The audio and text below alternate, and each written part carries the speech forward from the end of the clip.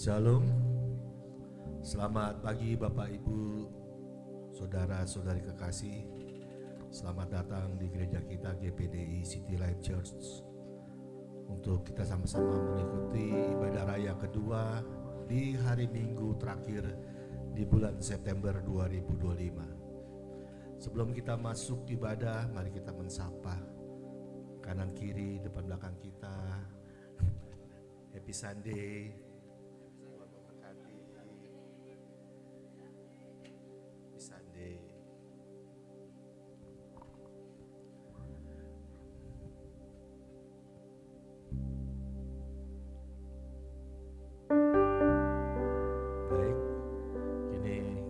Masuki ibadah, sebelumnya kita berdoa. Puji syukur kami naikkan pada Engkau Tuhan yang kami sembah dalam nama Tuhan Yesus. Terima kasih Tuhan Yesus, kami rasakan kebaikan pertolongan-Mu di setiap kehidupan kami. Engkau yang selalu ada di hati kami, Engkau yang selalu tolong di setiap kehidupan kami. Pemberkatan, penghiburan hanya daripada-Mu, bahkan pengampunan dosa yang Kau telah berikan pada kami. Terima kasih Tuhan Yesus, seminggu telah berlalu, kini Engkau antar kami di tempat ini untuk bersekutu, memuji, menyembah kebesaran nama-Mu dan mendengarkan kebenaran firman-Mu.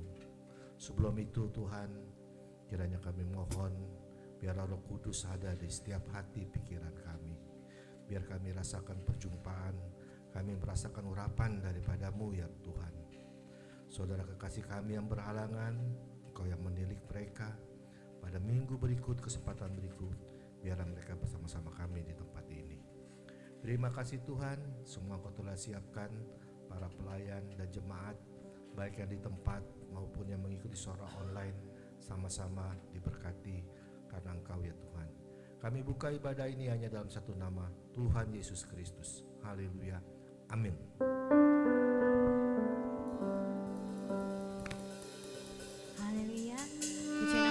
Saudara kekasih, kalau kita bisa berkumpul kembali tempat ini di gereja kita tercinta GPDI City Life Church yang diurapi Tuhan. Mari kita mau mengangkat ucapan syukur kita dan terima kasih kita kepada Tuhan atas penyertaannya sepanjang minggu ini. Haleluya.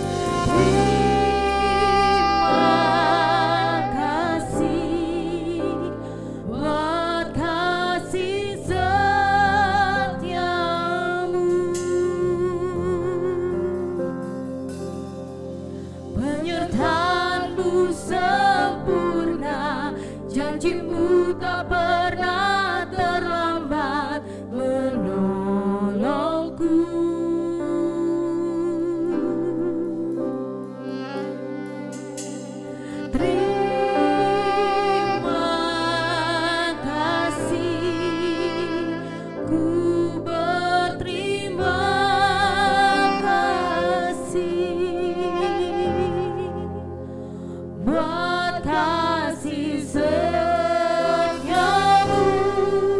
di dalam hidupku. Terima kasih Tuhan. Terima kasih buat kasih setiamu.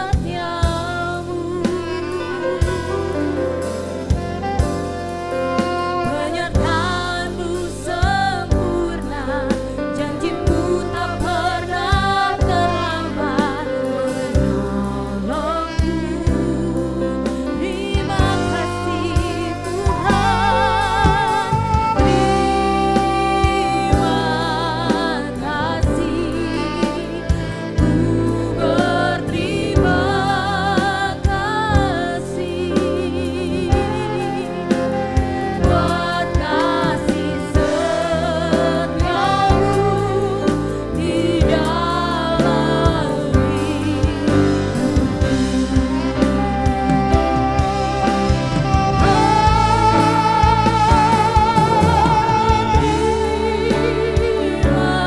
buat kasih setiamu.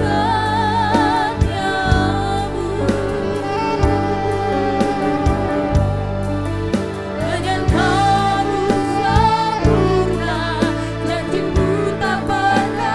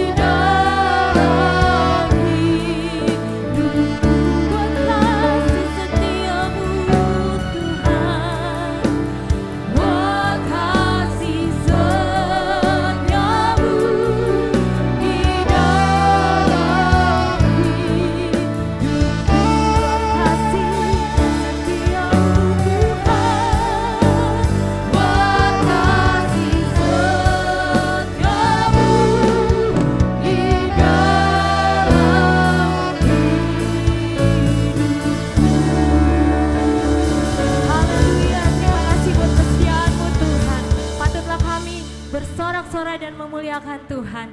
Haleluya, amin. Siap memuji Tuhan Bapak Ibu Saudara? Haleluya. Mari saya undang bangkit berdiri, kita mau menari, kita mau bernyanyi bermazmur untuk Tuhan. Dengan gambus dan kecapi.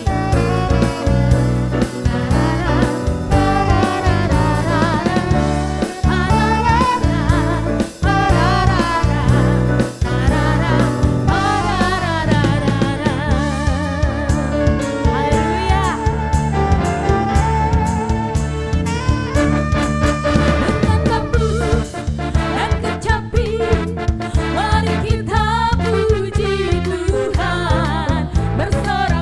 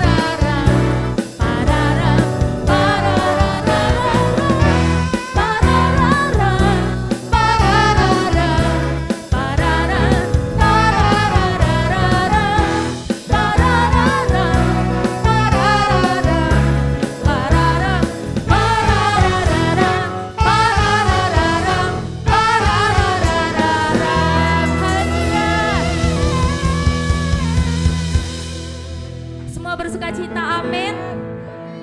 Haleluya, mari kita menyanyikan pujian ini, sukacita penuh ya. Biarlah kita mendapatkan berkat daripada Tuhan.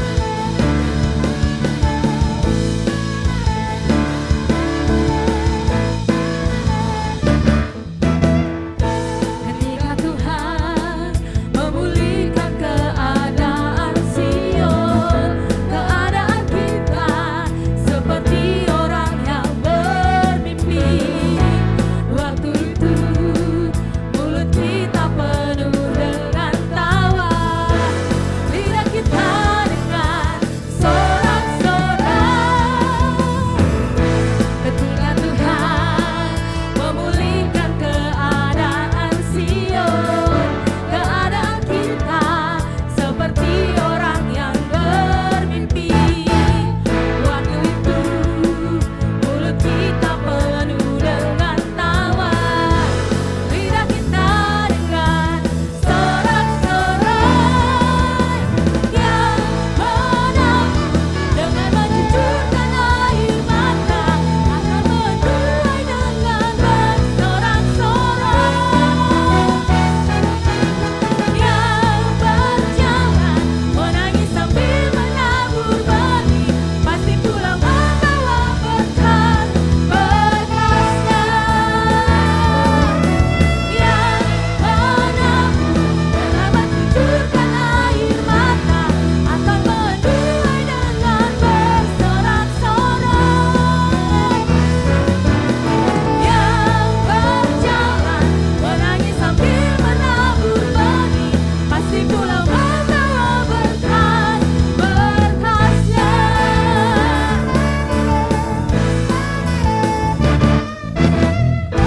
Ketika Tuhan memulihkan keadaan Sion, keadaan kita seperti orang yang bermimpi. Waktu itu mulut kita penuh dengan tawa, lidah kita dengan sorak-sorai. Yang menabur dengan mencucurkan air mata akan menuai dengan bersorak-sorai. Yang berjalan menangis sambil menabur benih, pasti pulang membawa berkat berkasnya. Cuma saja nyanyikan. Yang dengan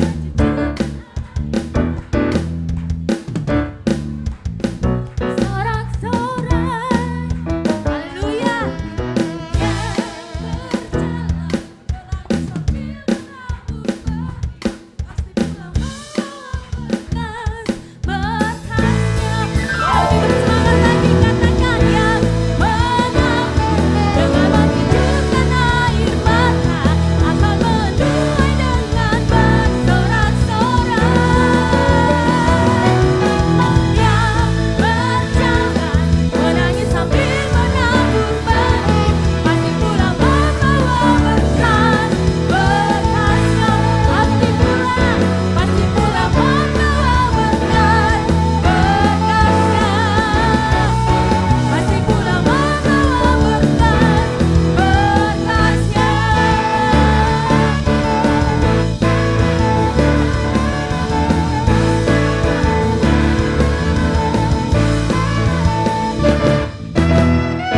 Haleluya, pasti kita pulang membawa berkat-berkatnya Tuhan, amin. Haleluya, silakan duduk Bapak Ibu Saudara kekasih di dalam Tuhan. Sementara kita akan mendengarkan firman Tuhan dan memberikan persembahan. Sebelumnya mari kita berdoa untuk persembahan.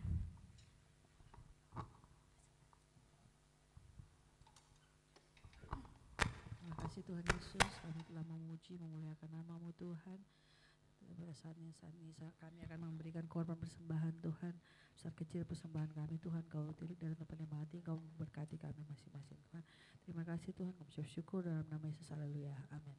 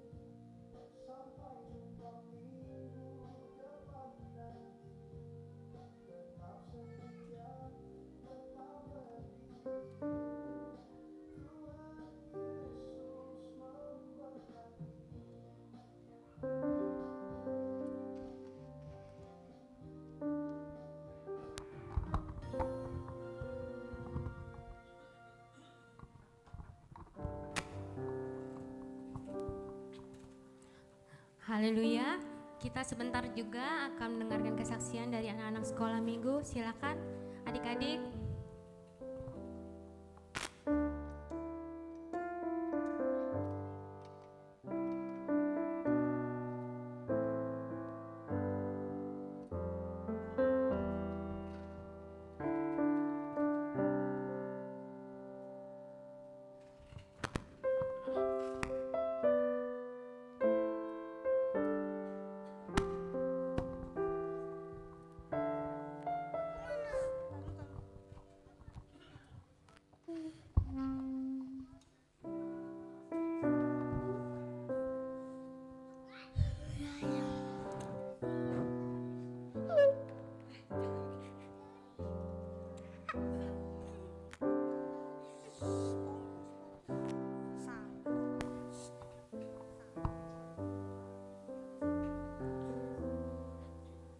Shalom Om Tante. Shalom Om Tante. Hari ini anak sekolah minggu mau kesaksian.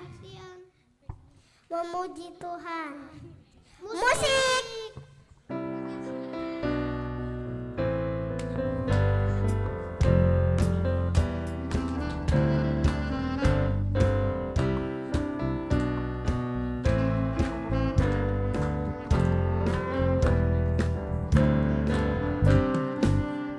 Selasa, engkau tetap raja.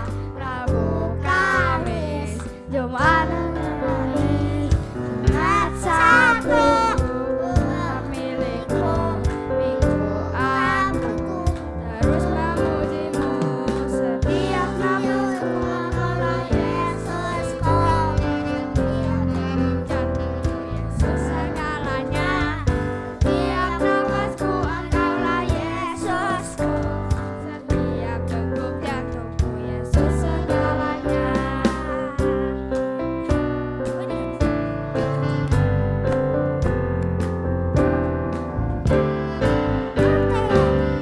Selasa, engkau tetap raja. Rabu, Kamis, rumah yang termanis. Jumat, Sabtu, kau tetap milikku. Minggu, Kamis, terus memujimu setiap nafasku, Engkaulah Yesusku, setiap degup jantungku, Yesus segalanya. Setiap nafasku, Engkaulah Yesusku, setiap Yesus segalanya. Setiap nafasku, Engkaulah Yesusku, setiap degup jantungku, Yesus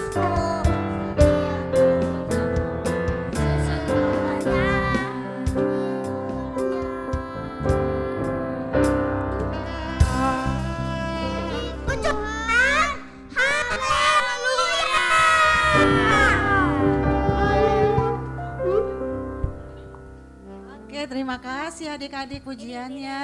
Sekali lagi semuanya kita beri kemuliaan. Wow.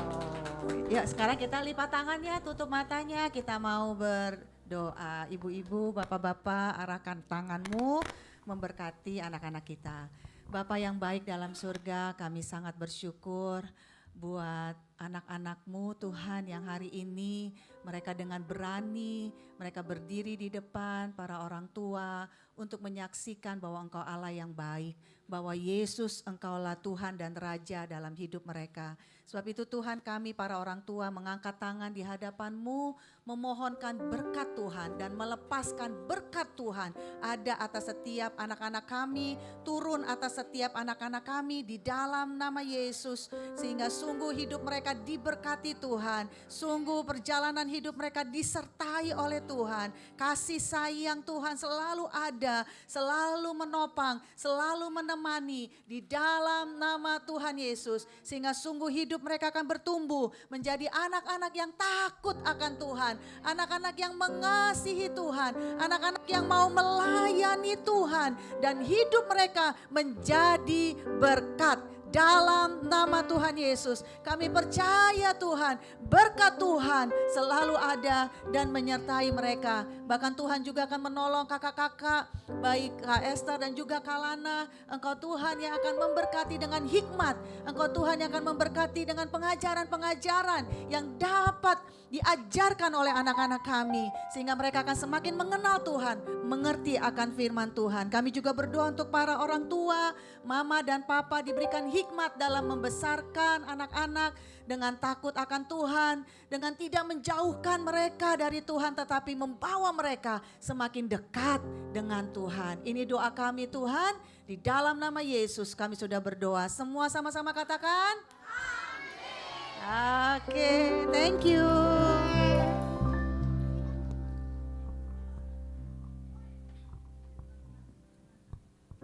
Puji nama Tuhan, kiranya Tuhan Yesus selalu memberkati anak-anak sekolah minggu di tempat ini, haleluya. Sebentar kita akan mendengarkan firman Tuhan. Kita akan siapkan hati dan pikiran kita.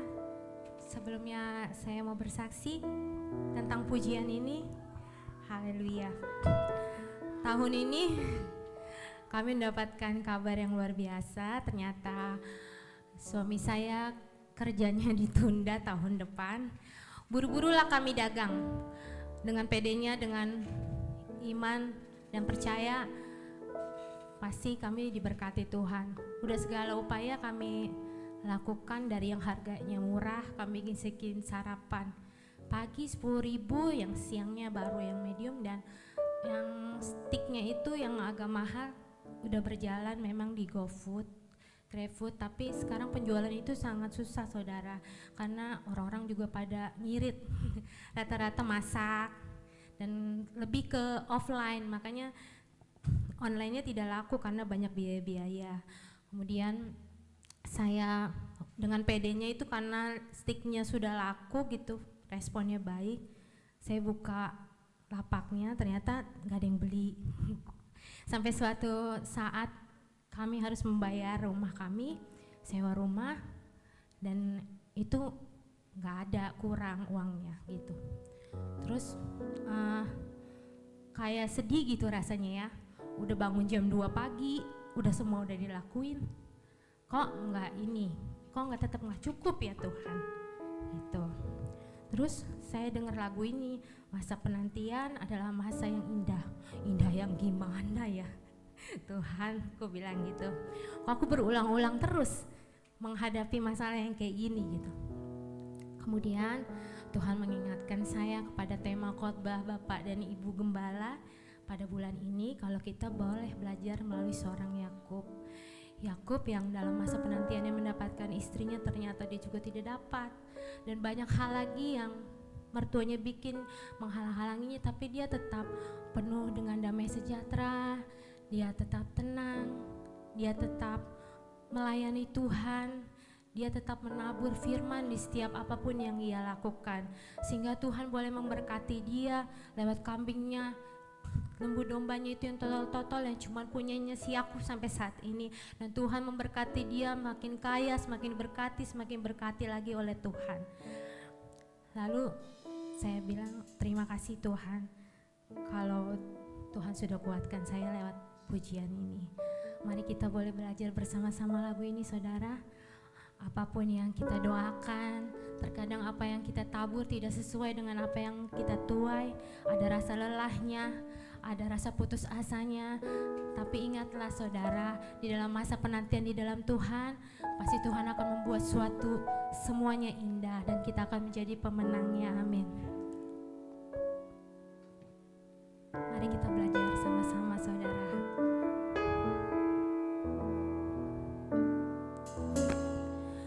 Masa penantian, masa yang indah,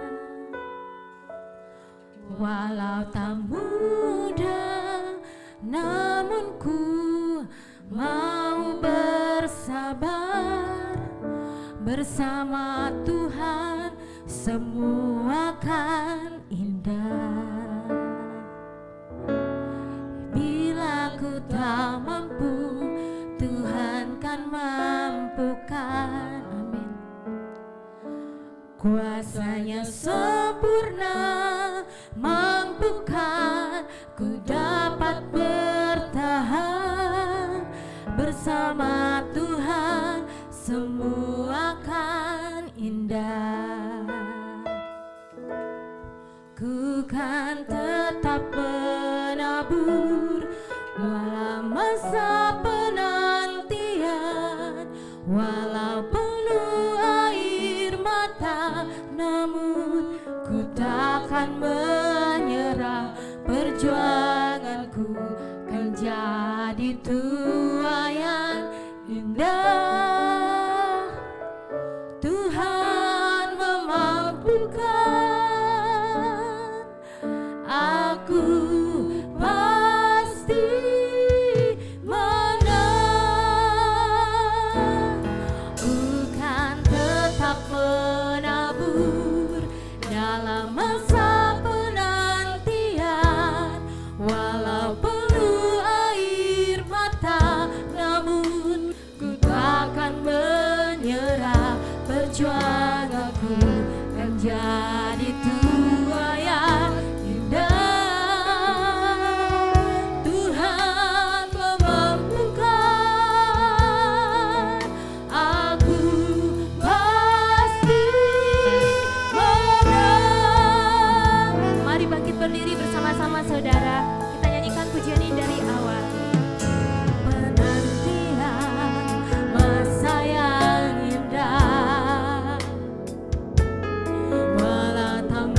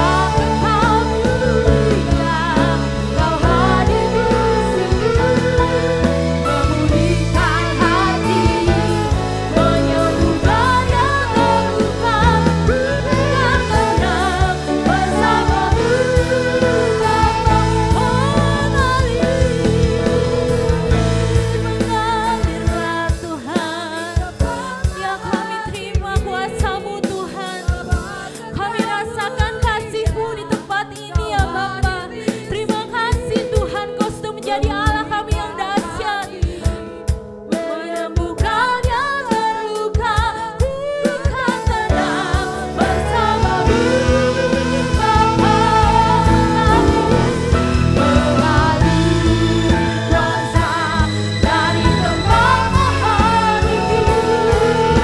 Bapa Engkau mulia, Kau hadir di sini, memulihkan hati, menyembuhkan yang terluka, berikan tenang bersamamu Bapa, berikan tenang bersamamu Bapa,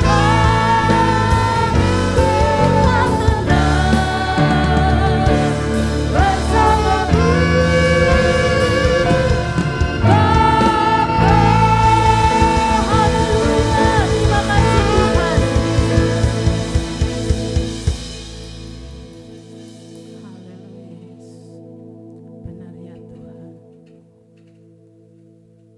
Kami merasa tenang karena kami bersama Engkau ya Tuhan. Terima kasih Tuhan. Terima kasih Tuhan buat lawatan-Mu pagi hari ini. Terima kasih Tuhan buat jamahan-Mu Tuhan pagi hari ini Tuhan. Kami merasakan Tuhan lewat pujian penyembahan kami. Kami semua yang ada di tempat ini boleh disenangkan ya Tuhan. Kami semua yang ada di tempat ini ya Tuhan, merasakan kehadiran-Mu Tuhan. Kami mengucap syukur ya Tuhan, karena Engkau Allah selalu mengasihi kami. Engkau selalu ada di dalam setiap kehidupan kami. Apapun Tuhan yang kami hadapi, apapun yang ada, permasalahan yang ada dalam kehidupan kami percaya ya Tuhan, ada Tuhan yang terus ada dalam setiap permasalahan kami. Engkau adalah jalan keluar bagi kami ya Tuhan. Terima kasih Tuhan Yesus, terima kasih Tuhan. Pagi hari ini ya Tuhan, kami siap mendengarkan firman-Mu Tuhan. Sebelum kami menerima firman-Mu ya Tuhan, suci kuduskan setiap hati kami, layakkan setiap hidup kami ya Tuhan, sehingga setiap firman Tuhan yang Engkau sampaikan pagi hari ini biar rema dalam kehidupan kami, dan kami boleh belajar terus ya Tuhan untuk melakukan setiap isi kebenaran firman-Mu Tuhan. Terima kasih Tuhan, terima kasih. Urapi hamba-Mu, Ibu Gembala yang akan menyampaikan firman-Mu ya Tuhan. Pakai Tuhan lebih luar biasa lagi. Pengurapan khusus terus menyertai hamba-Mu ya Tuhan, sehingga setiap kata yang keluar dari lidah bibirnya itu semua keluar dari Engkau sendiri ya Tuhan, sehingga kami semua yang ada di tempat ini boleh diteguhkan iman percaya kami. Terima kasih Tuhan Yesus, terima kasih. Kami siap mendengarkan firman-Mu di dalam nama Tuhan Yesus Kristus. Haleluya. Amin.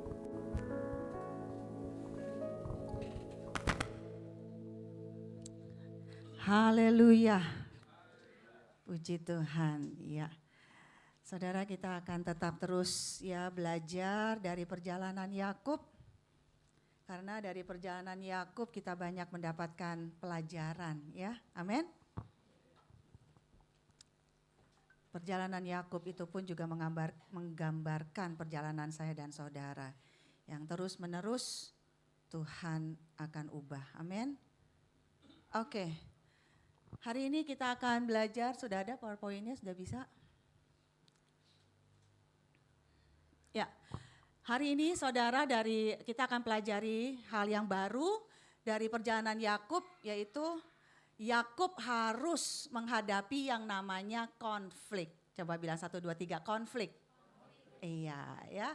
Nah hari ini kita akan belajar bagaimana kita mengelola konflik. Kalau dalam ilmu perilaku disebut manajemen konflik. Wah keren ya. Bagaimana kita mengelola yang namanya konflik. Kenapa? Ya. Kenapa kita harus mengelola atau memanage konflik? Karena Menurut survei ya, menurut survei yang disurvei bahwa 30% dalam satu hari manusia itu pasti ada potensi menghadapi, mendengarkan atau mendengarkan konflik, mengatasi konflik gitu ya. Kalau 30% dalam satu hari berarti 8 jam itu kan buat tidur. Ya kan, jadi Bapak Gembala tadi pagi bilang sekitar 7 atau 8 jam kita memiliki potensi akan menghadapi konflik, akan mendengarkan konflik, akan mengatasi konflik. Jadi saudara, kita nggak bisa menghindar yang namanya konflik. Mau kita anak Tuhan, hamba Tuhan, tetap ada yang namanya konflik, ya kan? Dalam perjalanan hidup saya dan saudara, kita nggak bisa tuh menghindari berkonflik. Kalau kita tahu dalam perjalanan Yakub memiliki konflik pada saat dia harus keluar dari rumah papa mamanya. Itu konflik batin yang kita sebut dalam ilmu perilaku disebut konflik intrapersonal atau konflik dalam diri, konflik batin. Di mana dia berpikir, berperang dalam dirinya bahwa iya betul sih saya dapat hak kesulungan, saya dapat berkat, tapi kenapa saya harus keluar dari rumah papa mama? Itu udah suatu konflik saudara. Pada saat dia harus tidur di alas batu dan dia berpikir bahwa aduh kalau di rumah, di tempat tidur saya, sofa, di tempat bed saya yang nyaman, kenapa saya nggak bisa balik ya? Kenapa saya harus pergi ke suatu tempat yang saya nggak tahu? Dan itu sudah dimulai dari konflik dirinya sendiri. Begitu juga dengan saya dan saudara. Pada saat saya dan saudara bangun pagi, udah mulai itu yang namanya konflik. Biasanya sih harapan dengan realita itu gak sesuai. Contohnya, aduh pengen sehat nih. Olahraga malamnya nih. Besok paginya mau bangun aja males. Ya kan? Olahraga selalu menjadi wacana, kesekian gitu ya. Ya contohnya seperti Bapak Gembala lah. Aduh rasanya udah tambah berat nih. Ya olahraga. Ya besok olahraga, ya tapi itu hanya sekedar harapan, ya kan, tidak menjadi sebuah realita. Saya percaya bahwa di dalam dirinya tuh konflik, bahwa aku nih harus kurus, aku nih harus sehat. Tapi kalau bangun pagi, aduh rasanya males banget gitu ya saudara. Untuk pakai sepatu, untuk pakai baju aja, untuk olahraga, kayaknya tuh udah konfliknya besar banget. Di dalam diri kita tuh pasti ada konflik-konflik yang mungkin karena ada keinginan sesuatu yang tidak sesuai, ada harapan yang tidak sesuai dengan realita ya. Maunya hidup enak gitu, tapi kita harus sederhana. Sehingga muncullah di medsos itu flexing, benar ya? Padahal sih realitanya enggak begitu juga.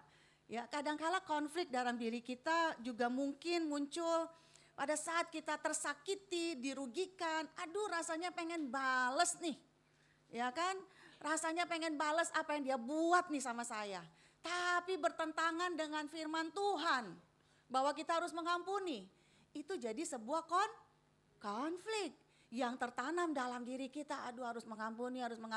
Padahal pas ketemu mukanya, aduh sabar gitu saudara ya. Saya pun juga baru-baru ini mendapatkan ya puji Tuhan helper ya mbak yang di rumah. Saya ini kan perfeksionis ya saudara. Jadi kalau bangun pagi saya harus belajar turunin standar. Karena kalau tidak saya akan konflik nih. Ya ngelihat semuanya nggak beraturan, tidak pada tempatnya. Pakai kaki aja, kaki lantai. Ini enggak, akhirnya sabar turunin standar. Yang penting ada mbak. Akhirnya saya berusaha untuk mengatasi konflik dalam diri saya sendiri. Nah saudara, itu 30% itu mencakup dari konflik dalam diri sendiri. Belum pada saat kita menghadapi orang, namanya interpersonal. Konflik pada saat kita menghadapi orang, kenapa? Karena kita menghadapi orang yang berbeda. Pria dan wanita aja udah berbeda, betul ya? Apalagi kembar sekalipun pasti nggak akan sama karena Tuhan menciptakan manusia itu selalu berbeda dan unik, betul? Sehingga kalau kita akan menghadapi orang pasti kadangkala kita akan menemukan konflik. Kenapa? Karena adanya perbedaan. Perbedaan sudut pandang, perbedaan menilai, perbedaan mengelola, perbedaan berespon. Ada orang yang mikir dulu baru bertindak. Ngerasanya nanti, Makanya kadangkala suka dibilang nggak ada empati, nggak ada perasaan. Kenapa? Karena mereka bertindak mikir dulu. Ya, tapi perasaannya di belakang. Ada yang bertindak perasaan dulu nih, tapi nggak mikir. Nah, kadangkala orang yang ketemu begini, ini orang kok nggak ada perasaan banget ya, ini orang kok nggak ada pikiran banget ya.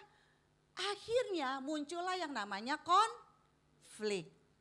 Jadi kita harus sadar saudara bahwa setiap orang itu berbeda ya, karena mereka dibesarkan dari latar belakang, pola asuh yang berbeda juga. Dan juga setiap orang itu enggak sempurna. Makanya kita akan menemukan konflik dengan orang karena setiap orang itu enggak sempurna. Jangan pernah kita berpikir bahwa orang yang kita hadapi itu sempurna. Karena kalau orang yang sempurna enggak akan pernah buat salah. Tapi karena setiap manusia itu enggak sempurna, pasti ada cenderung berbuat salah. Karena setiap orang itu ada kekurangan dan ada kelebihan. Betul? Setuju? Ya? Sehingga pada saat kita menemukan kekurangan, kesalahan orang lain, kita harus mikir bahwa iya kita pasti akan berkonflik, tapi kita harus sadar bahwa setiap orang pasti buat salah. Kita pun juga pasti pernah buat salah. Ya itu ya, kenapa kita bisa berkonflik dengan orang lain? Karena setiap orang itu berbeda, karena manusia tidak ada yang sempurna. Kenapa kita bisa berkonflik? Biasanya ada kebutuhan-kebutuhan yang tidak didapat dari orang yang kita harapkan. Ya, biasanya kebutuhan-kebutuhan yang tidak didapat dari orang yang sebenarnya kita harapkan untuk memenuhi kebutuhan kita enggak didapat. Sehingga biasanya itu akan muncul konflik. Ya, contohnya kebutuhan didengar, kebutuhan untuk dimaafkan, kebutuhan untuk dimengerti. Kok dia nggak ngerti ya, kok dia nggak peka ya? Ya, sehingga akhirnya konflik. Ya saudara, kemudian kebutuhan untuk rasa aman. Harusnya dia memberikan rasa aman dong, tapi nggak didapat rasa aman itu. Sehingga muncullah yang namanya konflik. Ya saudara, dan juga konflik itu ada juga disebut dengan konflik organisasi atau pekerjaan. Ini kalau bidang sekuler ya saudara. Tetapi hari ini apakah selama saudara bergereja, saudara melayani, enggak pernah tuh yang namanya kena konflik? Ada? Enggak ya. Sekalipun di gereja, sekalipun kita hamba Tuhan, sekalipun kita dalam pelayanan, pasti ada yang namanya konflik ya. Pasti ada yang namanya konflik. Tapi saya nggak akan memperbanyak di situ. Kita lihat yuk, apa sih menurut firman Tuhan? Yakobus 4 ayat 1 dan 2. Ini sudah diingatkan oleh firman Tuhan. Ya, Yakobus 4 ayat 1 dan 2. Sorry, Alkitab saya. Maaf. Ya, dari manakah datangnya sengketa dan pertengkaran di antara kamu? Dari mana sih datangnya konflik? Bukankah datangnya dari hawa nafsumu yang saling berjuang di dalam tubuhmu? Artinya di dalam diri kita nih, dalam batin kita nih, berjuang antara harapan, realita, keinginan ya di dalam diri kita yang tidak terpenuhi ya. Akhirnya kamu mengingini sesuatu tetapi kamu tidak memperolehnya. Ada kebutuhan yang kita tidak dapatkan. Kemudian lalu kamu membunuh, kamu iri hati, tetapi kamu tidak mencapai tujuan. Lalu kamu bertengkar dan kamu berkelahi. Dari mana nih sumber tengkaran dan berkelahi? Dari konflik yang enggak diselesaikan. Ya, konflik yang terus ada dan tidak diselesaikan, tidak dikelola, maka akan berujung kepada pertengkaran dan bahkan akan perkelahian. Bahkan di sini malah membunuh. Berarti kita berhadapan dengan orang yang berkonflik. Tuhan bilang, kamu tidak memperoleh apa-apa karena kamu tidak berdoa. Apa maksudnya? Kamu tidak memperoleh apa-apa karena kamu tidak berdoa. Karena setiap tuntutan baik dalam diri kita, tuntutan kepada orang lain, kita selesaikan dengan cara kita sendiri. Dengan maunya kita sendiri. Pada saat kita berdoa sama Tuhan, doa kita hanya menyalahkan. Doa kita hanya mengutuk. Doa kita mungkin hanya mengasihani diri. Ya, Tuhan katakan bahwa itu bukan doa yang Tuhan mau. Oleh sebab itu Tuhan bilang kamu gak akan pernah dapat apa-apa. Karena kamu tidak mau menyelesaikan konflik dengan cara Tuhan. Dengan apa yang Tuhan mau kamu lakukan pada saat kamu menghadapi konflik. Nah saudara, sekarang yuk kita lihat. Apa sih yang Tuhan kehendaki saat kita menghadapi konflik? Next, Amsal 27 ayat yang ke-17. Nah ini ya saudara, berarti Tuhan tahu bahwa setiap manusia akan menghadapi konflik dan ayat ini menjadi kunci. Amsal 27 ayat 17. Besi menajamkan besi, orang menajamkan orang, sesamanya. Besi tidak akan pernah tajam kalau tidak diasah dengan besi. Orang tidak akan tajam kalau tidak diasah dengan sesamanya. Maksudnya apa nih? Ya saudara, diasah ya saudara. Besi itu diasah bukan untuk saling melukai, ya karena tajam gitu ya, karena tajam. Tapi bukan berarti Tuhan mau kita saling melukai, betul? Besi ditajamkan itu bukan dengan tujuan kita untuk saling menyakiti, bukan. Bukan itu tujuan Tuhan. Pada saat kita berkonflik bukan tujuan kita untuk saling menyakiti, bukan saling perang, ya, bukan saling melukai, tetapi besi bisa ditajamkan kalau diasah dengan besi, artinya orang akan ditajamkan dengan sesamanya. Orang bisa mengalami perubahan karakter pada saat berhadapan dengan orang. Setiap orang tidak akan pernah mengalami perubahan karakter kalau tidak ditajamkan dengan orang.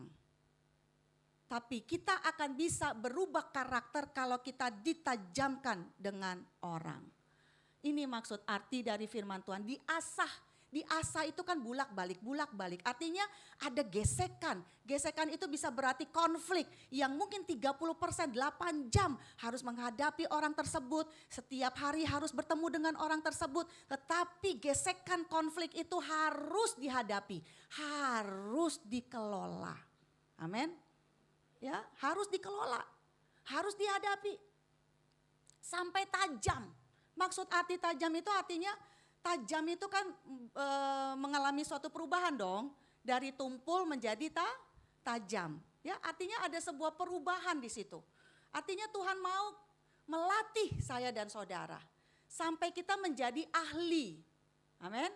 Sampai kita menjadi terampil. Terampil ahli dalam hal apa nih? Bukan dalam hal menyakiti orang. Bukan terampil dalam melukai orang, karena orang yang gak pernah beres hatinya, mulutnya gampang melukai orang. Perbuatannya gampang menyakiti orang karena hatinya belum beres. Tetapi Tuhan mau kita menjadi ahli dan terampil dalam menghadapi dan mengelola konflik. Ya, mengelola dan menghadapi. To face it ya, menghadapi mengelola konflik hari lepas hari. Karena ingat 30% day by day. Ya, sehingga pada saat kita berkonflik, mengelola konflik, menghadapi konflik, kita diubah oleh Tuhan dari anak-anak yang cuma mau nuntut saya benar, kamu yang salah. Diubah oleh Tuhan menjadi karakter dewasa. Amin. Ya. Kalau orang yang nggak mau, orang yang nggak mau, nanti ya kita akan masuk ke situ.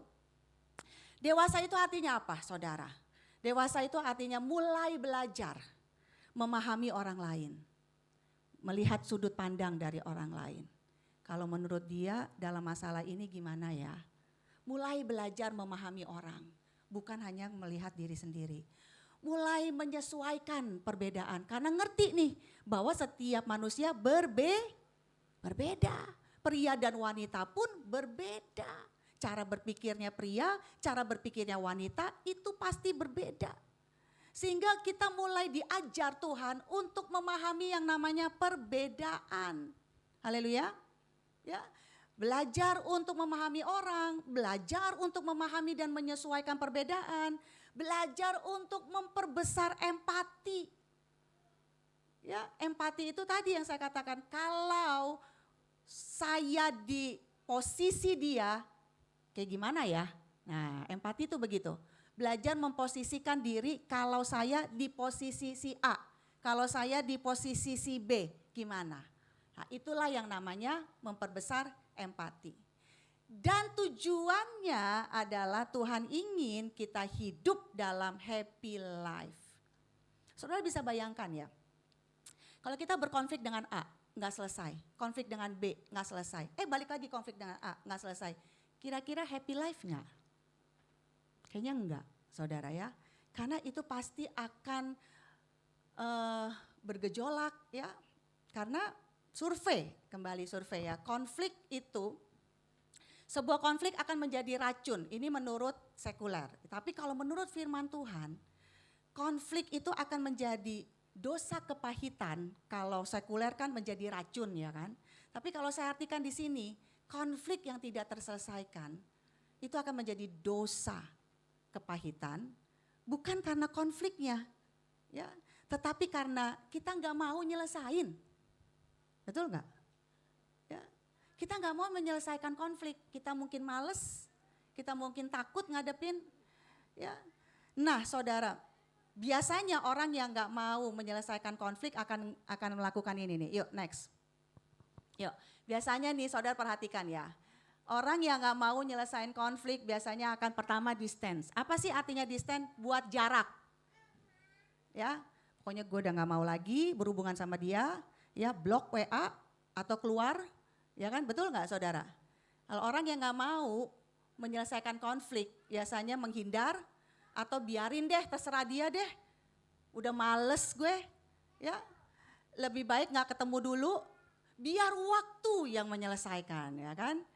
Wise-nya tuh biar waktu yang menyelesaikan. Saudara, Bapak, Ibu, waktu gak pernah menyelesaikan. Waktu gak akan pernah menyembuhkan. Yang bisa menyelesaikan adalah kita hadapi konflik itu. Haleluya. Waktu nggak pernah bisa menyelesaikan, mau bertahun, mau berminggu, berbulan, bertahun, nggak akan pernah menyelesaikan.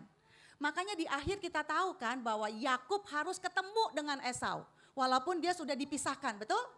Yakub sudah pergi ke Laban, ya Esau juga di tempatnya, mungkin dengan jarak yang jauh, dengan waktu yang mungkin lama, mereka akan baik-baik saja. No, pada akhirnya Tuhan pertemukan mereka kembali. Untuk apa? Yuk hadapi konflik dengan kakakmu. Karena waktu tidak akan pernah menyembuhkan konflik. Bahkan akan membuat luka semakin dalam. Nah, saudara, apa sih yang dilakukan kalau orang yang gak mau nyelesain konflik? Buat jarak, menghindar, membiarkan. Silent treatment. Ya kan? Silent treatment itu artinya diem-dieman. Anak jadi messenger. Bilangin tuh sama si papa. Jangan, pokoknya mama maunya begini-begini. Papanya juga bilangin tuh ke mama. Iya, anak jadi messenger. Tapi saya percaya di sini nggak ada seperti itu. Amin. Ya, di Kerawang mungkin. Haleluya ya. Enggak, di mana-mana juga enggak. Haleluya. Diam-diaman, silent treatment. Pokoknya aku nggak mau ngomong sama dia. Udah cukup nggak mau ngomong, ya kan? Atau ya pada akhirnya keluar gitu ya dari grup atau blok WA, blok orang tersebut. Nah yang kedua saudara, orang yang gak mau menyelesaikan konflik akan demanding. Apa sih arti demanding? Artinya saudara karena merasa diri di posisi yang benar nih, kalau misalnya orang gak mau menghadapi konflik karena merasa dirinya gue yang benar kok. Ya kan, di posisi saya yang benar sehingga dia akan menuntut kamu dong yang berubah. Saya yang di posisi benar, kamu yang salah, kamu yang harus berubah. Sehingga saling menuntut. Yang mungkin misalkan suami istri, suami merasa bahwa saya yang benar, kamu yang berubah. Istri juga merasa saya yang benar, kamu yang harus berubah. Sehingga saling menuntut, duluan mana yang harus berubah. Kayaknya kalau begini bisa gak konflik selesai?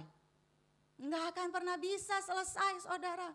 Ya, waktu pacaran sih manis ya kan. Pada saat menghadapi perbedaan si pacar, aku bisa menerima kamu apa adanya gitu ya kan. Kayaknya manis banget ya, apa tuh katanya love bomb gitu ya.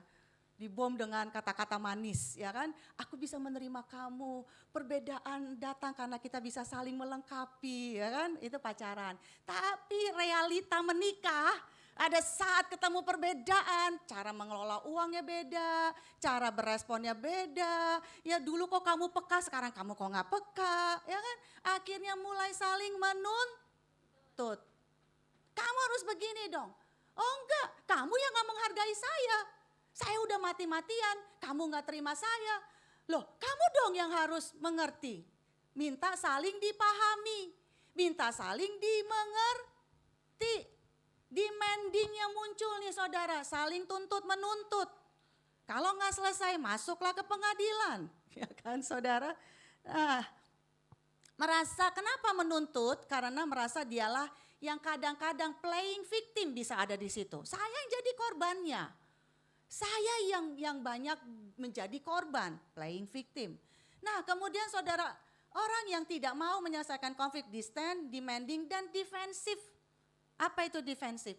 Bertahan karena merasa kembali lagi merasa benar. Sehingga sulit orang yang defensif ini saudara, sulit banget mau dengar orang. Karena apa? Karena merasa bahwa dia yang harus dengar saya, bukan saya yang harus dengar. Sehingga sulit sekali untuk bisa diajak duduk, diajak ngobrol. Kenapa? Karena pada saat ngobrol mulai kita menyatakan kritikan kita, apa yang harus dirubah, dia muncul dengan emosionalnya. Ya kan defensif dia, bertahan. Bertahannya dengan apa? Emosional, marah-marah. Ya kan? Tersinggung. Nah, ya, dan merasa bahwa dalam kasus ini, dalam konflik ini saya yang harus menang. Ya, di dalam dirinya dia katakan bahwa saya harus menang. Sehingga dia akan terus defensif, dia selalu menyerang, ya. Kembali marah dan meledak-ledak. Nah saudara, inilah 3 hal ini kalau kita tidak membiasakan untuk menyelesaikan dan menghadapi konflik. Tidak bisa mengelola konflik dengan baik. Akhirnya apa? Akhirnya Tuhan kan gak mau kita yang sengsara. Menyimpan kemarahan, ya, kemarahan yang terpendam. Bagus kalau cuma seminggu. Ada loh yang bertahun-tahun, betul? Ada yang disimpan dengan baik bertahun-tahun karena konflik. Adik dengan kakak, suami istri, anak orang tua. Ya, orang tua ya dengan besan, mertua. Karena semua kita akan menghadapi konflik.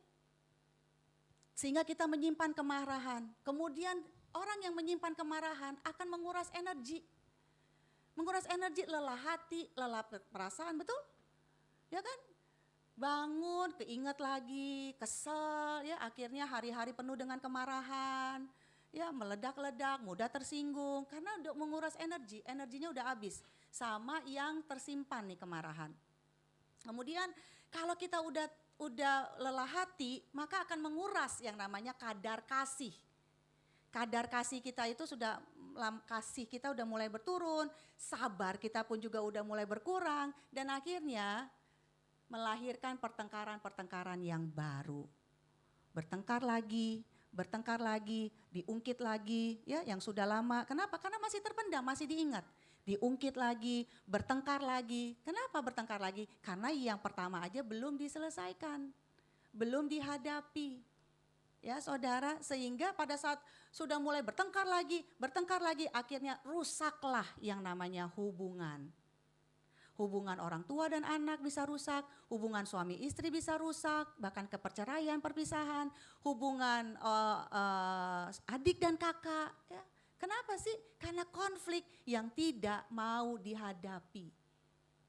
Kenapa kita kadang suka gak mau menghadapi konflik?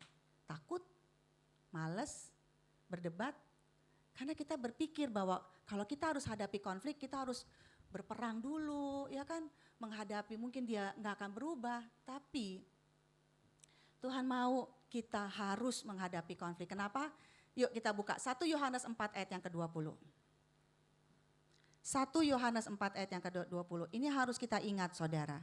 Pada saat kita rasanya sudah mau memutuskan hubungan, ya udah mau menuntut dan akhirnya kita kesel, ya menyimpan kemarahan. 1 Yohanes 4 ayat yang ke-20 dikatakan, jikalau seseorang berkata aku mengasihi Allah dan ia membenci saudaranya, maka ia adalah pendusta. Gak bisa saudara. Saudara gak bisa ngomong aku mengasihi Tuhan tapi di dalam hatimu ada kemarahan terhadap seseorang. Dan saudara masih simpan. Dan saudara gak mau menghadapi dan mengelolanya itu dengan baik. Kita gak bisa saudara mengatakan aku dekat dengan Tuhan tapi aku menjauhi saudaraku. Aku dekat dengan Tuhan tapi aku gak suka sama dia. Aku mengasihi Tuhan, aku melayani Tuhan tapi aku gak ngerti orang tuaku. Saudara, Tuhan bilang gak bisa begitu, gak bisa. 1 Yohanes 4 ayat 20 merupakan teguran Tuhan bahwa kita harus menghadapi konflik, menyelesaikan konflik dengan siapapun. Karena pada saat kita menyelesaikan konflik, tanda bahwa aku mengasihi Tuhan dan aku belajar mengasihi orang lain. Amin. Pada saat kita belajar mengasihi Tuhan, kita juga mau belajar untuk memiliki perubahan karakter kita. Enggak selamanya bahwa kita di posisi yang benar. Enggak selamanya bahwa kita ada di posisi yang menang, saudara. Ya, yang mungkin yang merasa diri kita baik, yang benar. Aku mengasihi Allah dan ia membenci saudaranya, maka ia adalah pendusta. Karena barang siapa tidak mengasihi saudaranya yang dilihatnya, tidak mungkin mengasihi Allah yang tidak dilihatnya. Artinya apa sih saudara dilihat ya? Dilihatnya itu artinya dia ada di inner circle kita. Dan biasanya konflik itu muncul dari inner circle, betul? Yakub berkonflik dengan siapa? Laban, ayah mertua. Deket gak? Deket, tiap hari dilihat. Kalau orang yang gak dilihat gak akan pernah bisa berkonflik saudara. Betul? Tapi orang yang akan selalu dilihat itu ada potensi kita berkonflik. Saya mau tanya, suami istri, ada di sini suami istri yang gak pernah sampai sehari ini, gak pernah konflik. Kalau ada saya mau belajar. Ada? Saya jujur nih, karena saya pun juga berkonflik dengan suami saya. Saya jujur, haleluya. Baru-baru ini pun juga saya berkonflik dengan apa? Cara mengelola uang, beda. Ya kan? Karena uang itu yang paling urgent, uang itulah sumber segala sesuatu, ya kan? Ya saudara, saya itu kan suka ngepost ya. Uang ini untuk ini, uang ini untuk ini, uang ini untuk ini. Dan Bapak Gembala saudara pada saat saya rasa pos ini kan udah dibayar. Dan pada saat saya ditagih, loh ini kan harus udah dibayar. Iya saya pakai yang lain. Nah gak ngomong ke saya saudara ya kan. Saya berpikir bahwa pos ini udah aman, pos ini udah aman. Ternyata belum aman. Nah akhirnya saya kesel saudara, aduh saya udah kesel. Kalau saya ngomong nih, saya belum bisa untuk menghadapi. Saya bilang, dia pasti saya akan muncak nih marahnya. Saya bilang, sebentar ya, saya ke atas dulu. Saya nenangi, biasanya saya belajar begitu. Saya ke atas dulu, saya udah ngedumel, aduh Tuhan, harusnya kan udah kebayar, aduh Tuhan, ini gimana dulu. Akhirnya saya kesel, Tuhan cuma bilang gini, manusia itu, saya tiba-tiba diingetin gini saudara. Manusia itu biasanya kalau konflik nih begini nih, ingatnya yang jelek aja terus, ya kan? Yang buat salah dia terus. Gak pernah tuh buat dia baik sama kita. Pernah nggak? Bisa nggak? Bisa nggak saudara? Lupa biasanya yang dia pernah buat baik sama kita sekecil pun mungkin besar, lupa. Nah Tuhan tuh tiba-tiba bilang, kamu jangan cuma ingat itu uang kan juga dia yang kerja, ya kan? Saya yang marah-marah gitu ya saudara. Dan juga saudara Tuhan ingatkan, pernah gak sih dia buat baik sama kamu? Iya ya, ya udahlah saya bilang udahlah saya relain. Berkat itu datang pada saat kita menghadapi konflik dengan damai. Haleluya, makanya ada ayat, yuk kita masuk. Matius 5 ayat yang ke-9. Matius 5 ayat yang ke-9, coba lihat dulu kanan kirinya. Coba lihat, kamu ingat gak kebaikan saya? Atau banyakan mana nih? Banyakan kamu atau banyakan saya? Ya kan? Anak sama orang tua coba ingat ya kan? Mama udah berbuat baik yang mana nih? Ya kan kadang-kadang mama begitu gitu kan ya. Kadang-kadang lupa tuh yang udah banyak banget yang perbuat oleh orang tuanya ya. Kadang-kadang mudah sekali lupa. Biasanya manusia kan suka lupa ya kan? Wajar gak? Yuk next. Matius 5 ayat yang ke-9. Nah saudara, berbahagialah orang yang membawa damai karena mereka akan disebut anak-anak Allah. Yang kedua, Roma 12 ayat 18. Sedapat-dapatnya kalau kita lagi berkonflik nih. Ya, sedapat-dapatnya Tuhan bilang kalau hal itu bergantung padamu. Artinya baik kita di posisi yang benar sekalipun. Tapi Tuhan bilang kalau kamu walaupun di posisi yang benar, tetapi sedapat-dapatnya kalau itu pun kamu harus perjuangkan untuk konflik ini damai. Betul? Ya, maka hiduplah dalam perdamaian dengan semua orang. Amin, kita beri kemuliaan buat Tuhan. Ya, artinya saudara, Tuhan mau kita jadi peacemaker, bukan peacekeeper. Bukan menjadi yang cuma jaga damai, tapi Tuhan mau bawa. Amin. Arti dari kata maker, membuat, membawa, arti kita harus hadapi gak sih? Betul nggak? Kalau keeper kan kita damai, pokoknya gue damai.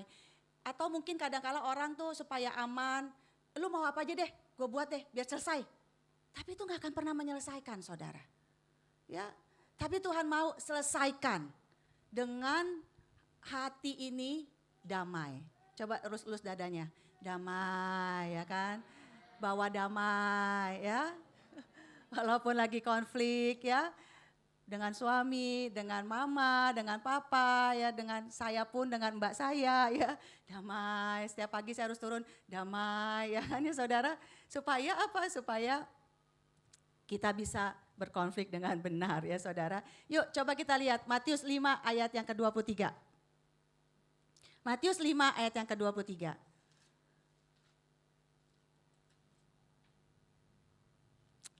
Ya, sebab itu jika engkau mempersembahkan persembahanmu di atas mezbah dan engkau teringat akan sesuatu yang ada dalam hati saudaramu terhadap engkau, nih sedang konflik nih saudara ya dengan orang lain. Pada saat mungkin kita sedang ibadah dan di sini dikatakan sedang mempersembahkan persembahan 24. Tinggalkanlah persembahanmu di depan mezbah. Luar biasa ya Tuhan ya.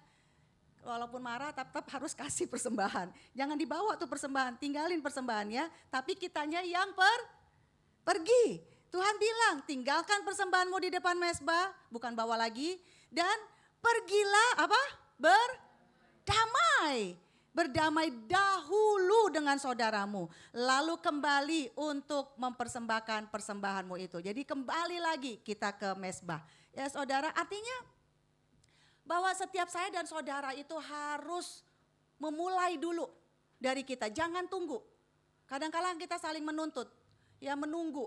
Tetapi Tuhan mau kita lebih dulu yang mau menyelesaikan konflik, yang mau mengelola konflik, menghadapi konflik. Artinya saudara, pada saat kita menghadapi dan mengelola konflik, bukan mencari siapa yang benar atau salah, betul? Pada saat kita datang untuk menyelesaikan konflik, bukan untuk cari siapa yang salah atau yang benar. Kadang-kala kan kita pada saat kita ngobrol nih, siapa nih yang salah di sini? Siapa yang benar di sini? Tapi Tuhan bilang bukan soal siapa yang salah atau siapa yang benar. Tetapi kita cari solusi. Amin. Kita bernegosiasi. Ini ada masalah begini pasti ada yang salah, baik saya maupun kamu. Atau dua-duanya nih, yuk kita harus gimana untuk kedepannya enggak terulang lagi, betul? Artinya kita bernegosiasi. Kalau kita enggak pernah bernegosiasi, kita akan terasa bahwa dia yang salah, saya yang benar. Dan enggak akan pernah dapat kesepakatan atau kompromi untuk merubah. Kedepannya kalau ada masalah seperti ini lagi udah tahu, betul enggak? Enggak diulang-ulang. Ya, seperti contohnya yuk kita lihat yuk, Kejadian 31. Kejadian 31 ya, sabar ya saudara. Di sini kan saudara lihat Yakub bertemu dengan Laban. Ya padahal Laban itu ya saudara kan sudah merugikan si Yakub. Kejadian 31 ayat yang ke-36. Kalau saudara perhatikan, ini Yakub marah banget. Ya kan? Lalu hati Yakub panas. Dan ia bertengkar dengan Laban. Ya, konfliknya udah sampai panas nih. Sampai dia kesel banget karena dia udah ditipu, dirugikan berkali-kali, berulang-ulang kali, ini gak benar nih si Laban. Akhirnya meluaplah, marahlah si Yakub, ya kan, sampai bertengkar. Tetapi Yakub pada saat bertengkar dengan Laban enggak memutuskan hubungan. Udah ya, stop ya sampai di sini ya. Udah, kamu jangan ketemuin saya lagi. Pokoknya kita bye gitu ya saudara. Enggak. Tetapi kalau kita lihat Yakub mulai ngobrol, bernegosiasi dengan Laban. Betul enggak? Ya. Di sini Yakub enggak nuntut bahwa dia dong yang benar. Kamu yang salah Laban. Saya selalu di pihak yang benar.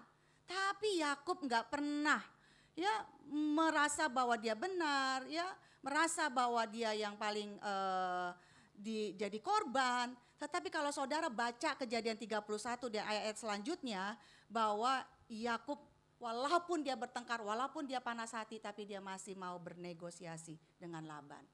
Dan kalau kita lihat di ayat selanjutnya bahwa mulailah bernegosiasi antara Laban dengan Yakub. Ya kan, kalau saudara lihat perjanjian antara Yakub dan Laban, artinya negosiasi. Yuk mulai yuk hadapi konflik dan mulailah dengan bernegosiasi.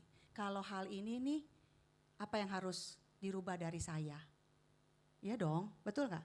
Jangan cuma nuntut, kamu yang harus berubah. Tapi kita juga harus lihat, kan negosiasi, betul? Negosiasi itu artinya dua-duanya sama melihat masalah dengan mau berubah masing-masing. Amin? Apa nih yang saya rubah nih dari diri saya? Karena Yakub bilang, kalau dari pihak saya akan buat begini. Laban juga, dari pihak saya akan buat begini. Sehingga muncullah yang namanya kompromi, bernegosiasi, bukan saling menuntut. Nah saudara, bukan juga siapa yang harus berubah. Tapi di sini saya ingin katakan, apa yang harus dirubah. Contohnya seperti Paulus dan Petrus. Paulus dan Petrus walaupun dia adalah pada saat itu nabi yang besar, rasul yang besar, konflik tuh. Ya, Paulus dan Petrus berkonflik. Kenapa? Karena Paulus marah kepada Petrus. Pada saat Petrus makan dengan orang-orang yang bukan Farisi, bukan Yahudi, dia enjoy. Tapi pada saat orang Yahudi datang, dia mulai keluar dan dia mulai tinggalkan itu orang-orang yang bukan Yahudi. Nah di situ Paulus lihat, kamu munafik. Dan dia ngomong di depan banyak orang. Tersinggung gak? Rasul loh, di depan banyak orang. Dia omongin, kamu munafik, kamu gak boleh begitu. Dan akhirnya konflik terjadi antara Petrus dengan Paulus. Dan pada akhirnya mereka berkompromi. Bukan Paulus bukan berarti Petrus kamu harus berubah dong, gak boleh begitu. Petrus juga ngomong kamu juga harus berubah dong, saya Yahudi, saya yang benar. Tapi akhirnya mereka berdua bukan siapa yang harus berubah, tapi apa yang harus dirubah. Sehingga Petrus dan Paulus bernegosiasi, berkompromi bahwa oke, saya akan melayani orang-orang Yahudi, sedangkan kamu Paulus, kamu akan melayani orang-orang yang bukan Yahudi. Sehingga disitulah kesepakatan mereka. Haleluya. Hadapi konflik bukan dengan perang. Ingat tadi, besi menajamkan besi. Bukan artinya kita menyakiti karena kita tersakiti. Bukan karena kita ingin melukai karena kita sudah dilukai, bukan. Tapi Tuhan mau kita sedang diubah karakternya. Amin. Sehingga kita akan menjadi orang-orang yang pembawa damai. Pada saat kita lihat di ayat yang terakhir, Yakub berhadapan dengan Esau. Yakub enggak bawa tuh, walaupun dia saat itu sudah kaya, ya kan? Dia tidak memperlengkapi barisannya dengan senjata. Dia tidak memberikan dia kan sudah banyak tuh dia punya pengikutnya, ya kan? Gembala-gembalanya, ya kan? Dia tidak memberi perintah kepada pengikutnya bahwa nanti kalau kita ketemu Esau, siap-siap kita berperang. Karena Esau sudah siap-siap untuk berperang. Tapi Yakub, dia tidak membawa dirinya dan pasukannya untuk berperang. Tetapi Yakub datang menghadapi Esau dengan kerendahan hati. Haleluya. Tuhan mau merubah setiap karakter kita pada saat kita berkonflik. Mungkin kita tanpa sadar kita sombong dan kita merasa diri benar. Tapi Tuhan sedang mengikis kita supaya kamu harus belajar walaupun kamu di posisi benar. Tapi Tuhan mau merubah karakter kita seperti Yakub yang bergulat dengan Allah dan dipecok kakinya. Sehingga dengan kekuatan Tuhan, Tuhan mau merendahkan Yakub. Sehingga pada saat dia menghadapi Esau, dia berlutut. Dia terus berlutut dan dia terus berlutut. Sampai akhirnya menggugah hati Esau. Dia enggak tahan melihat adiknya. Saudara, mana ada sih pada saat kita menghadapi seseorang, kita datang dengan bawa damai, kita datang dengan membawa kerendahan hati, dan orang itu gak berubah. Kalau orang itu gak berubah, kita serahkan sama Tuhan. Karena menang atau tidak menang, itu ada di pihak Tuhan. Amin. Karena tadi lagu tadi saudara, pada saat kita mengandalkan Tuhan, kita percaya kita pasti menang. Amin. Karena kita percaya semua proses konflik itu, saya rasa itu agenda Tuhan, betul ya? Agenda Tuhan yang Tuhan taruh dalam hidupmu. Karena Tuhan tahu bagaimana sih bisa merubah karakter kita. Kalau saudara belum bisa menyelesaikan konflik, artinya Tuhan belum melihat adanya sebuah perubahan karakter. Haleluya. Mungkin di situ Tuhan ingin kita belajar melepaskan pengampunan. Mungkin di situ Tuhan ingin ajar kita bagaimana kita menempatkan diri kita di posisi orang tersebut. Mungkin di posisi orang tersebut itu susah loh. Karena kita melihatkan posisi atas. Ya, dan merasa bahwa kita benar. Tapi mungkin belum tentu di posisi yang kita tidak tahu. Hari ini, ada saat engkau dihadapi oleh konflik. Tuhan mau kita kelola konflik. Amin. Hadapi konflik. Baik konflik dalam diri, traumakah, sesuatu yang terluka di dalam hatimu, ataupun berhadapan dengan orang lain, ataupun mungkin pekerjaanmu. Tuhan mau kita hadapi. Amin.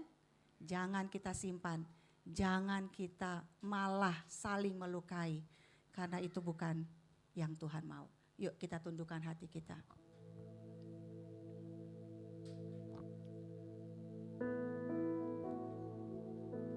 Saya ingin lagu yang baru, tapi saya harus dibantu karena saya belum tahu lagunya. Hari ini pejamkan matamu dan coba kita ingat, masihkah ada konflik yang belum diselesaikan? Masih adakah konflik yang belum engkau kelola dengan baik? Sehingga membuat engkau masih kecewa, engkau masih marah, bahkan mungkin kepahitan dengan orang tersebut, dengan seseorang. Atau mungkin dari sebuah organisasi atau gereja atau pelayanan. Saat ini saudara, Tuhan mau, yuk coba kelola, artinya selidiki yuk. Apa sih yang harus dirubah dalam hal ini? Apa yang harus saya buat untuk bisa menghadapi konflik? Dan Tuhan mau kita datangi dengan membawa damai. Kita datangi untuk bisa menyelesaikan. Karena tujuan dari kita menyelesaikan konflik, hati kita penuh dengan ketenangan. Amin. Hati kita penuh dengan damai sejahtera. Tidak akan pernah ada tuntutan-tuntutan apapun. Karena kita hidup dengan kepuasan dari Tuhan. Yuk kita angkat pujian ini.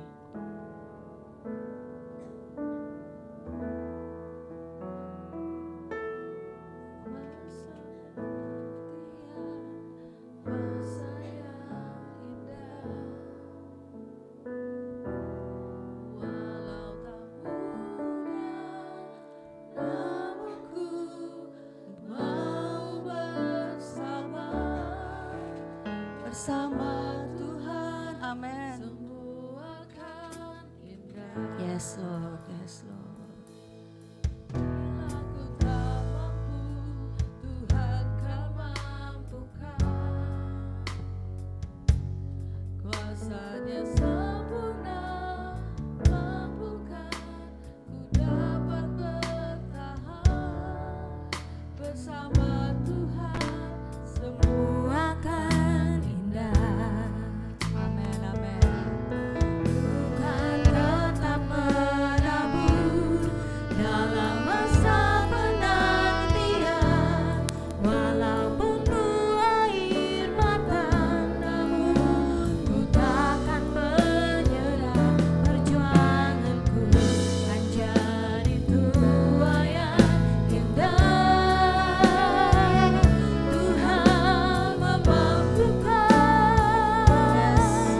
Aku pasti menang. Kita beri kemuliaan buat Tuhan. Kan tetap Menabur mari kita bangkit berdiri. dalam masa penantian. Walau penuh air mata, namun ku takkan menyerah. Perjuanganku kan jadi tuah yang indah.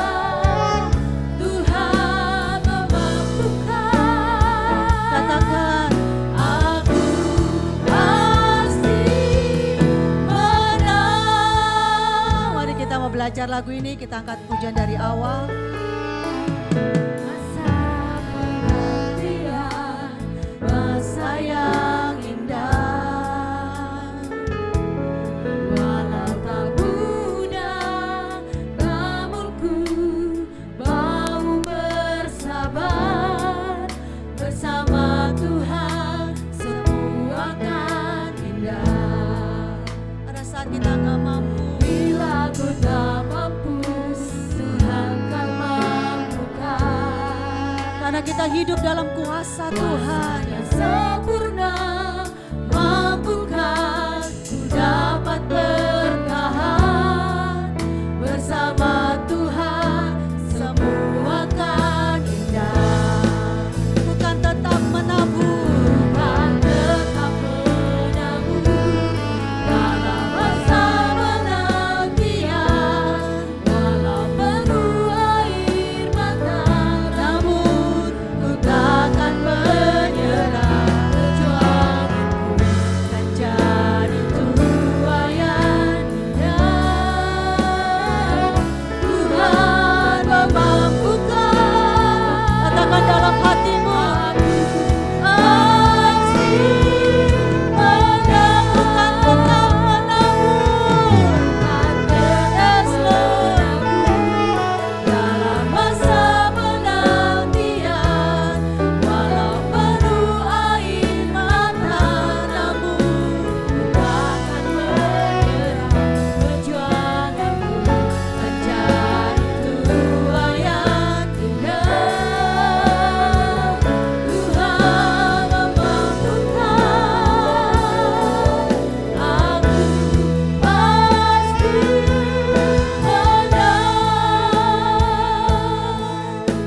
saat ini Tuhan katakan bahwa masih ada yang kau simpan dalam hatimu.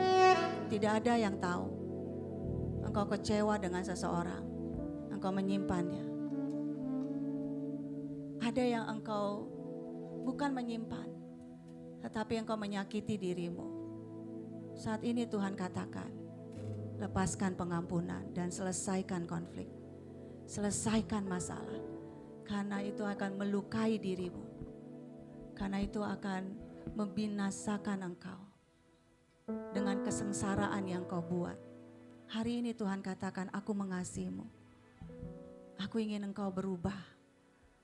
Aku ingin engkau percaya bahwa Tuhan adalah pembelamu. Tuhan yang selalu bersama denganmu.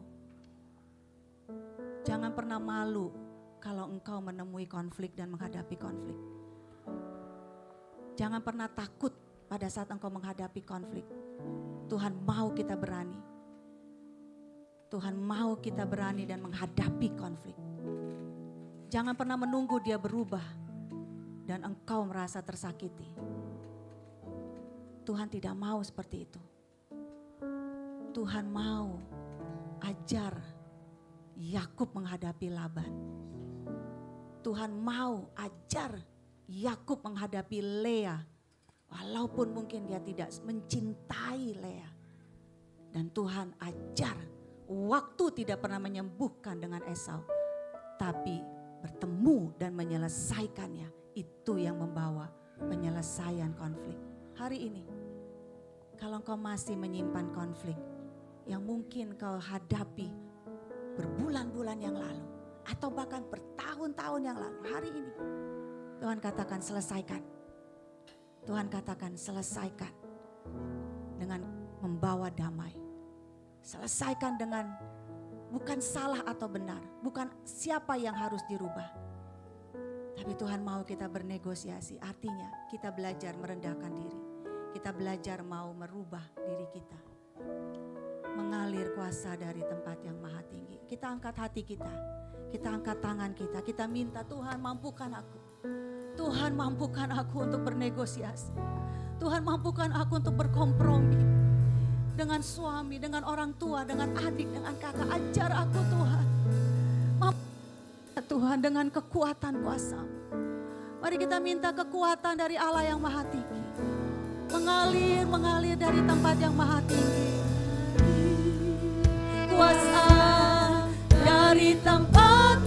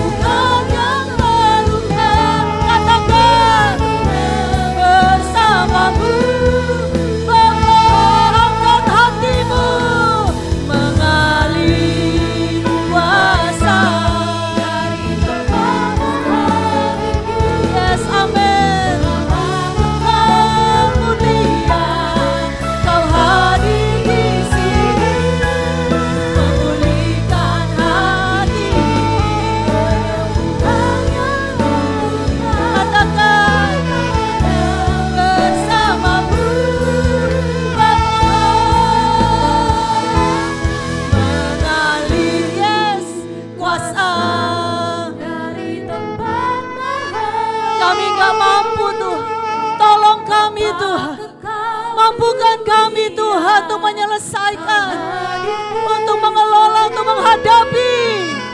Pulihkan hati, menyembuhkan yang terluka. Ku kan tenang bersamamu Bapa.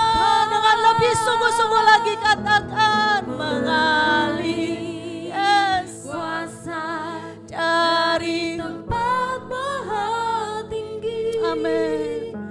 Bapa kekal Mulia, Kau hadir di sini, memulihkan hati, menyembuhkan yang terluka.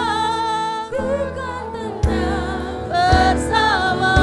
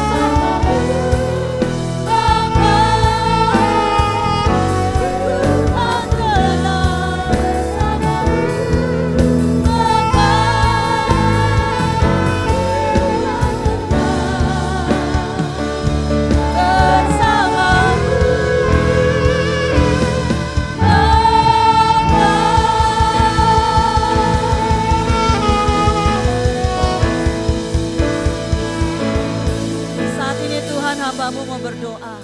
Apabila ada di antara anak-anakmu Tuhan, baik di dalam rumah tangga, dalam keluarga, dalam organisasi, usaha, pekerjaan, mereka menemui konflik dan bahkan melukai hati dan perasaan mereka saat ini Tuhan.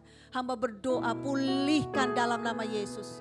Pulihkan dan berikan kekuatan Tuhan, sehingga mereka yang mendapatkan kekuatan hikmat dari Tuhan akan mampu menghadapinya dengan damai, akan mampu menghadapinya dengan solusi, akan mampu menghadapinya dengan cara kehendak Tuhan. Dalam nama Yesus, dalam nama Yesus, bawa mereka untuk berani menghadapi konflik, bawa mereka Tuhan untuk berani untuk menyelesaikannya ya Tuhan dengan damai, dengan cara yang benar. Dalam nama Yesus, pulihkan setiap hati yang terluka, pulihkan setiap hati yang menyimpan kemarahan, pulihkan ya Tuhan dalam nama Yesus.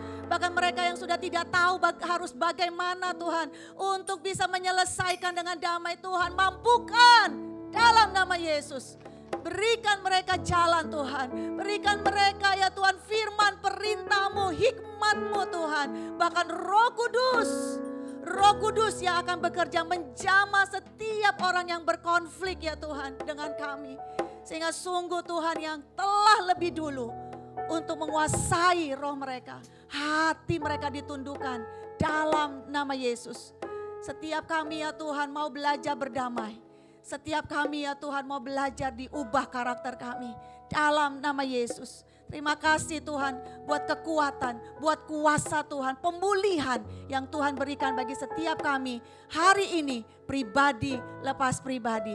Terima kasih banyak Tuhan, kami mengucap syukur buat kebenaran firman-Mu yang terus mengajari kami bahwa kami harus mengelola setiap konflik yang datang dalam kehidupan kami, baik di dalam diri kami, bahkan menghadapi orang-orang. Terima kasih banyak Tuhan buat firman-Mu. Biarlah firman-Mu kami lakukan dalam keseharian kami. Karena sungguh disitulah kami akan mendapatkan ketenangan. Sungguh disitulah kami akan menikmati damai sejahtera dari Tuhan. Terima kasih banyak Tuhan. Kiranya Engkau saja Tuhan yang akan memberkati setiap umat-Mu 1 minggu ke depan. Dalam pemeliharaan Tuhan, dalam perlindungan Tuhan, dalam berkat dan kasih sayang Tuhan. Dan kami percaya bahwa Engkau hadir di sini dan Engkau Tuhan juga yang akan memberkati kami. Mari setiap anak Tuhan, angkatlah kedua belah tanganmu menengadah ke surga dengan iman, pulang dan bawalah berkat dari Allah Bapa, kasih sayang, pertolongan, penyertaan, perlindungan dari Tuhan kita Yesus Kristus. Damai sejahtera, sukacita yang dikerjakan oleh Allah Roh Kudus bagi saya dan saudara saat ini sampai selama-lamanya. hanya di dalam nama Tuhan Yesus Kristus. Haleluya.